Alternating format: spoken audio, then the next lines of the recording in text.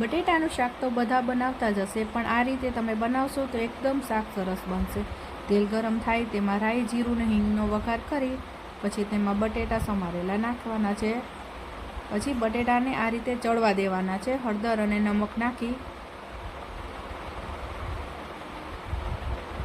બટેટા સરસ ચડી જાય એટલે ત્યાં સુધી કુકર બંધ કરવાનું નથી, આ રીતે ચડવા દેવાનું છે. એટલે એકદમ ઘાટું ગ્રેવીવાળું શાક બનશે. પછી તેમાં ધાણા જીરું અને લસણવાળી ચટણી નાખવાની છે. બટેટા ચડી જાય સેજ કાચા પાકા પછી તેમાં ધાણા જીરું અને લસણવાળી ચટણી નાખવાની. પછી તેમાં પાણી નાખી અને એક સીટી કરવાની છે.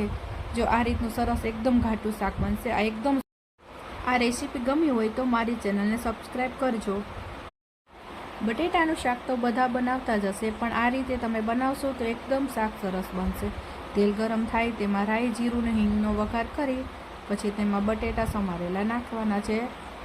પછી બટેટાને આ રીતે ચડવા દેવાના છે. હળદર અને નમક નાખી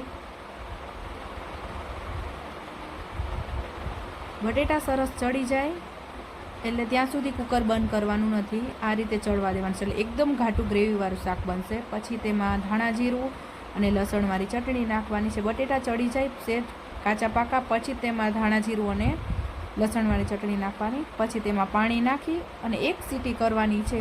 જો આ રીતનું સરસ એકદમ ઘાટું શાક બનશે. આ રેસીપી ગમી હોય તો મારી ચેનલને સબસ્ક્રાઈબ કરજો.